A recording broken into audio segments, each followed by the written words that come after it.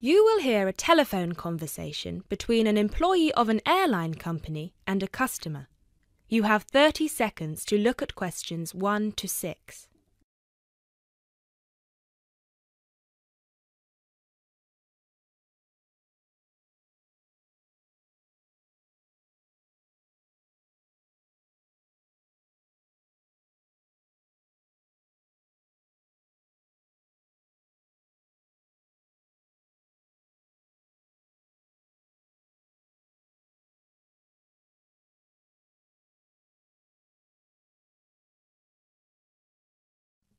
GB Airlines, this is Kyle speaking. How can I help?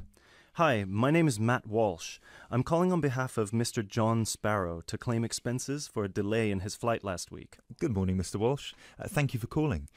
Could you please tell me the flight number and the date of departure?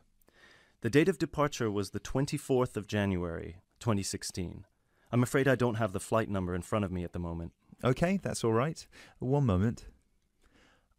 Could you tell me where was Mr. Sparrow departing from? He was departing from Athens. Is that Athens, Greece or Athens, Georgia? Athens, Greece. Right. And what was the destination? It was Heathrow, London.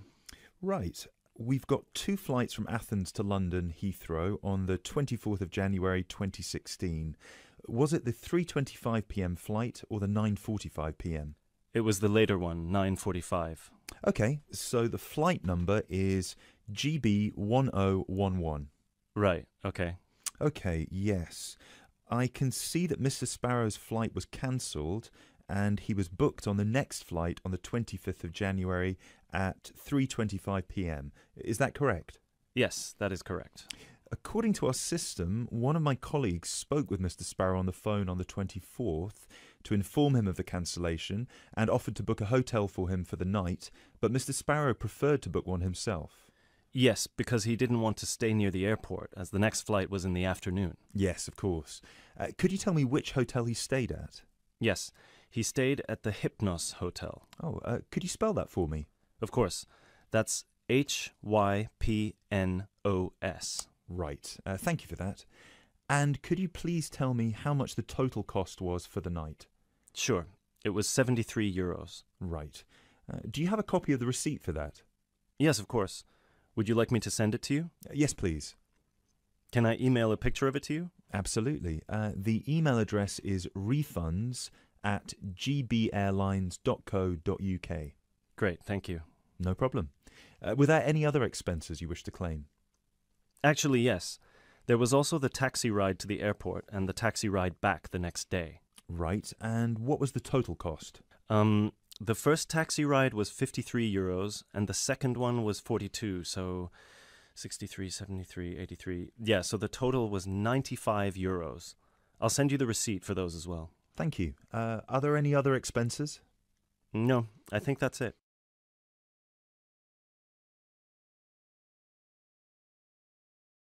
You now have 30 seconds to look at questions 7 to 10.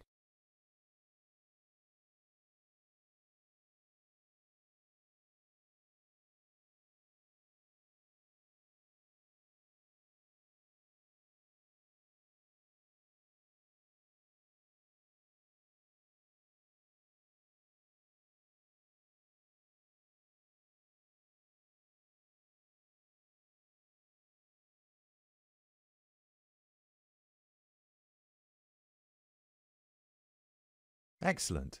So if you could please send us the receipts for the hotel and the taxi rides, and after we receive them it should take about 48 hours for the funds to reach Mr. Sparrow's account. Perfect. Thank you so much. My pleasure. Is there anything else I can help you with? Actually, yes. There's one more thing. Mr. Sparrow complained about the meal during the flight. He said that it was a bit bland. Right. So he asked me if it was possible to switch to a different meal option for his upcoming flight to Kiev next week. Right, of course. Just give me a minute, please. Right, I see that Mr. Sparrow had the light meal option for his flight to London, and you would like to change that. What would you like to change it to? What are the other options? We've got 12 different meal options. Would you like me to list all of them for you? Well, Mr. Sparrow has told me that he would prefer something without meat. How many of these do not contain meat? We've got 3 meal options without meat. We've got the vegetarian option, the vegan option, and the Asian vegetarian. What's the difference? There's a variety of different dishes served with each option. For example, next week the vegetarian option will be a small spinach and feta cheese pie, a bread roll, a salad, and tropical fruit. And the vegan option? The vegan option doesn't include any dairy products, and it also doesn't include fowl, eggs, or honey. I'm afraid I don't have the specific menu for this week, but I can email it to you as soon as it becomes available. Oh, could you do that? That would be great. Yes, of course. I can email you a detailed description of all the meal options if you like. Yes, please. No problem. Please do not forget to call us back to change the meal option. You need to do that 48 hours before the departure time for international flights and 24 hours for domestic flights. So 48 hours for this one then? Yes, exactly. Perfect. Oh, no, I'm sorry. Transatlantic flights require 48 hours. All flights within Europe require 24 hours. So in this case, you will need to call us 24 hours in advance. I apologise for that. Okay, great. So, could I please have your email address so I can send you the menus? Certainly. It's matt.walsh@sparrowlimited.com.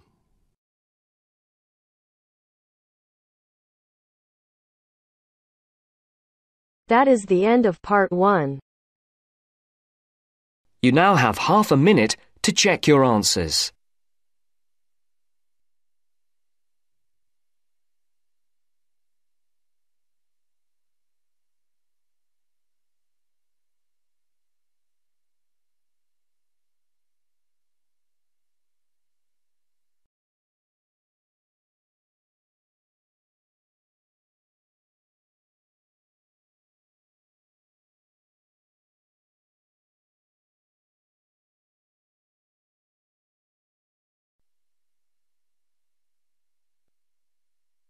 Now First, you turns to have some part 2. time to look at questions Part 2. 11 to 16.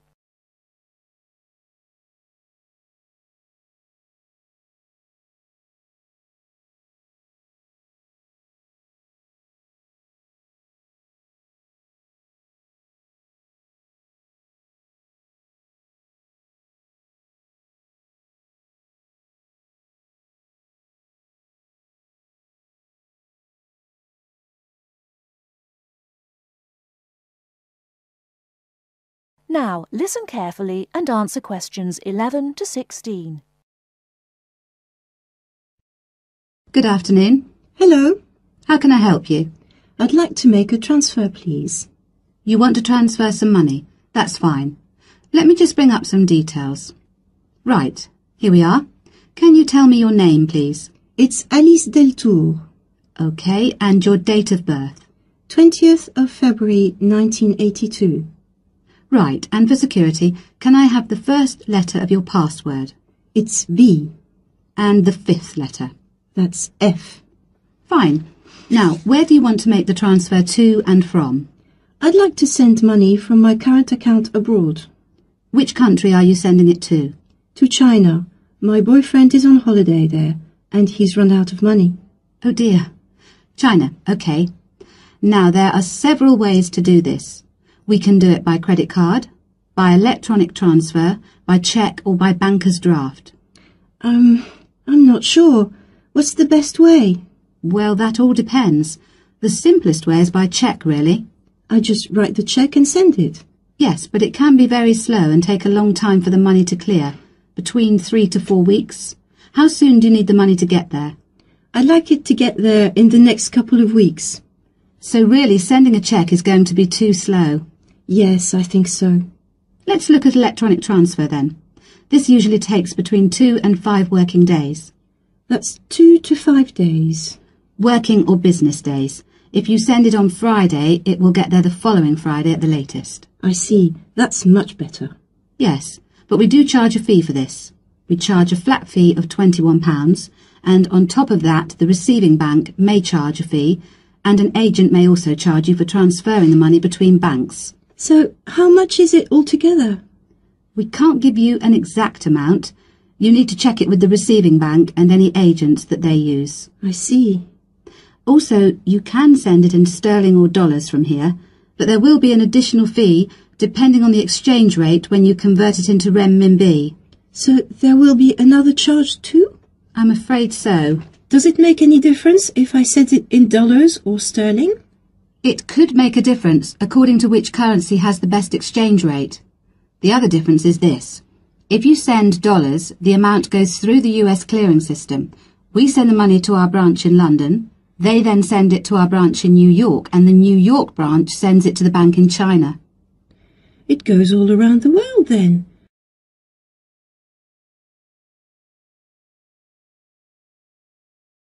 Before you hear the rest of the talk, you have some time to look at questions 17 to 20.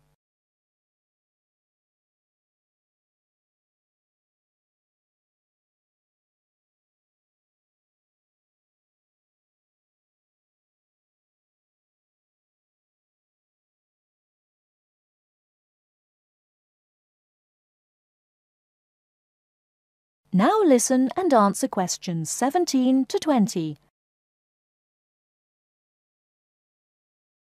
What about if I send sterling? In that case, we send it to our branch in London. From there it may go directly to China, unless the bank in China has an agent in London, in which case we transfer it to the London agent, and they send the money on to China. So how do I proceed with the transfer? OK, first we'll need some details about the beneficiary from you. The who? The beneficiary, the person receiving the money. OK, what do you need to know? We'll need the full name of the beneficiary and their account number. OK. You need to tell us the name of the bank in China and the address of the branch. We also need the bank's sort code and the SWIFT number. What's a SWIFT number? Basically, it's an interbank code. It helps banks identify each other through a unique code number. OK, and that's spelt? SWIFT, SWIFT. And the final thing we need is the reason for sending the money. You need a reason from me? I just told you my boyfriend's run out of money. Well, we don't need a reason. The receiving government needs to know why the money is entering the country, and we have to be able to tell them. OK, so from me you need the bank's name, the address of the branch, the sort code and SWIFT number, the beneficiary's name and account number, and a reason for sending the payment. Yes, that's correct. OK, so I'll check these out and come back to you with them so we can go ahead with the transfer.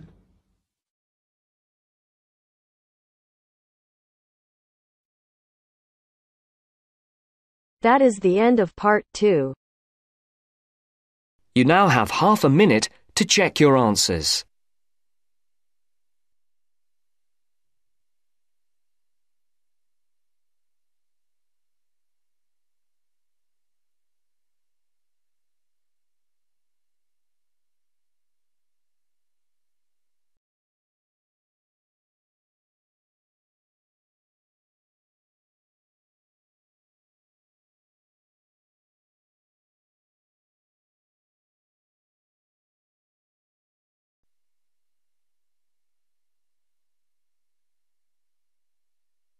Now turns to part 3.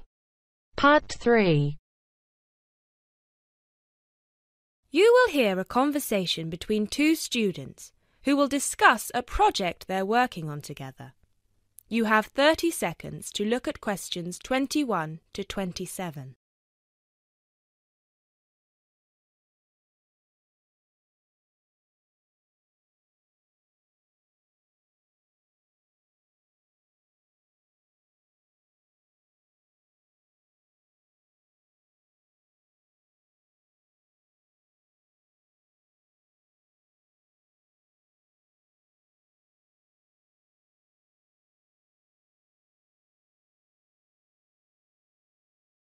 Hey Jess, glad you could make it. We've got a lot to discuss. Hi Matt. Yes, sorry I'm a bit late. I did bring all my notes with me. Yes, me too. Where shall we start? Well, I think it would be a good idea to clarify our objectives just one more time. Yes, good idea. Okay, here we are. We need to record, photograph, and identify the plant species in 10 1-square-meter plots. Does it say anything about where these plots should be and how they should be laid out? Ah, here it is. It says that all the plots need to be no more than 10 meters apart. And how do we choose them? Ah, this is the fun part. I remember this. Here we are. Make a 1 meter square frame using bamboo sticks available from the department stores. Yes, we've already done that. I know, I'm just reading the whole section. Okay. One person stands roughly in the middle of the chosen area and throws the frame. The other person uses a tape to mark out the square where the frame landed and returns frame to thrower. The thrower then turns a few degrees on the spot and throws again. The thrower must turn slightly after each throw and vary the force of the throw until after the 10th throw they are pointing in almost the same direction as the first. That sounds a bit complicated. That's only because it's all in writing. It's just a simple throw, turn, throw, turn, throw, turn until we have 10 squares. And I guess you want to do the throwing. Well, if you don't mind. I'm sure you'll be more accurate at marking the squares. Yes, I am sure I am, and I'm sure you've got a stronger throwing arm.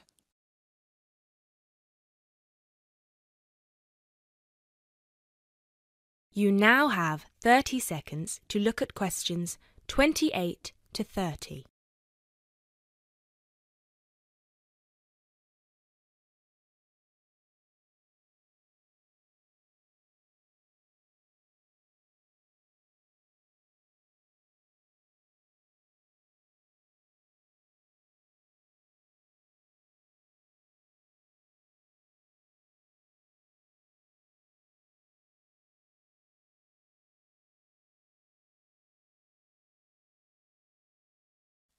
Okay, good. We've got that sorted.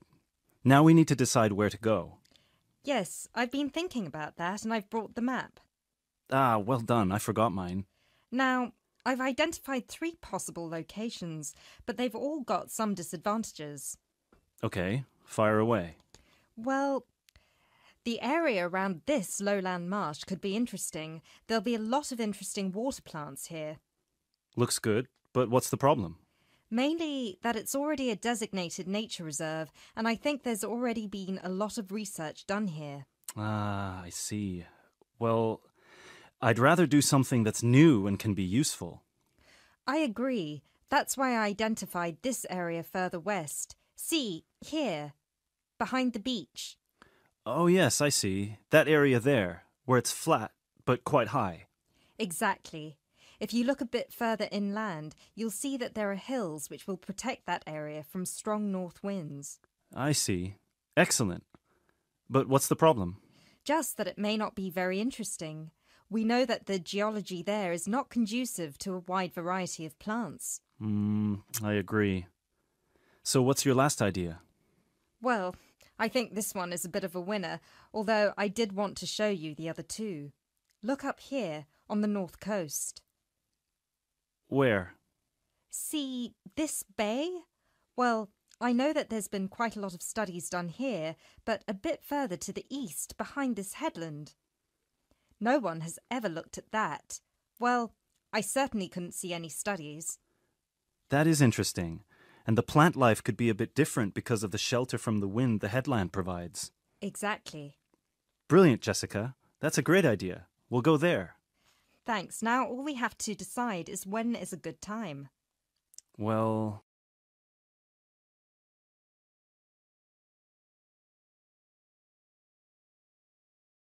That is the end of part 3.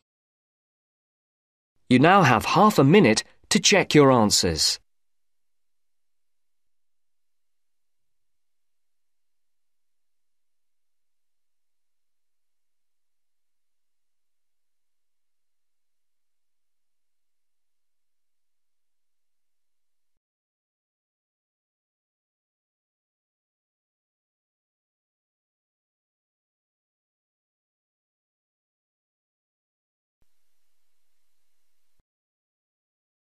Part 4. You are going to hear a talk on Anne Bonny, a female pirate. First, you have some time to look at questions 31 to 35.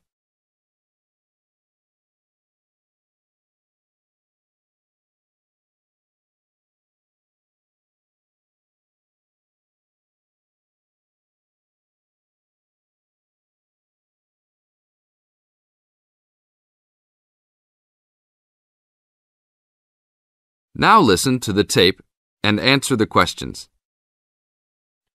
Anne Bonny was one of the two most famous female pirates. She sailed on the crew of Calico Jack Rackham. Anne was romantically involved with Calico Jack, but she could be counted as none the less as fearless as any other pirate. She was born in County Cork, daughter of an attorney and his maid. The lawyer left Ireland in disgrace, but found fortune in the Carolinas. There, he amassed a fortune and bought a large plantation. A ne'er-do-well pirate sailor named James Bonny married Anne in an attempt to steal the plantation, but Anne's father instead disowned her. Bonny then took Anne to the Bahamas, where he turned informer to Governor Woodes Rogers, turning in any sailor he didn't like as a pirate for a handsome reward. Anne quickly grew to dislike her spineless husband and quickly caught the eye of one Calico Jack Rackham, a pirate of some renown. Governor Rogers had recently passed an amnesty for pirates, which left Bonny out of work. The admiration between Anne and Calico was mutual. Calico Jack was a handsome man who knew how to spend money as well as steal it. Anne was a well-endowed lass with a fiery spirit and a temper that matched that of any man. In any event, Calico offered to buy Anne from Bonny, but Bonny instead took the matter up with Governor Rogers, who said that Anne was to be flogged and returned to her true husband. That night, Calico and Anne slipped out in the harbour, stole a sloop, and began a life of piracy together.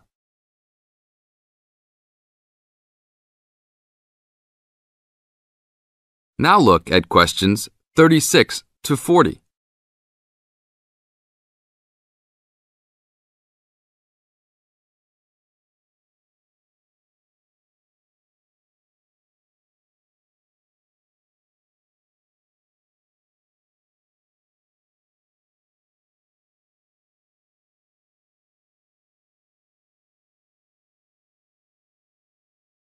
Questions 36 to 40. Anne fought in men's clothing, was an expert with pistol and cutlass, and considered as dangerous as any male pirate. She was fearless in battle, and often was a member of any boarding party. In October of 1720, retribution was close at hand. The governor of Jamaica, hearing of Calico's presence, sent an armed sloop to intervene and capture the captain and crew. Calico's ship, Revenge, was caught by surprise, and much to Anne's dismay, the pirates fought like cowards and were taken far too easily. Anne and Mary Read were also captured, but, upon capture, confessed their sex and pleaded to be tried separately after they gave birth. Both women were pregnant at the time. Both received separate trials from the men, but were still sentenced to hang. Mary Read escaped the hangman by dying from fever while in jail.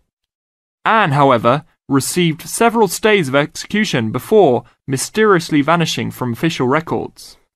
It is believed that her father, who had contacts in the island, forgave his daughter for her acts and ransomed her back to the Carolinas, where she assumed a new name and a new life. That is the end of part 4. You now have half a minute to check your answers.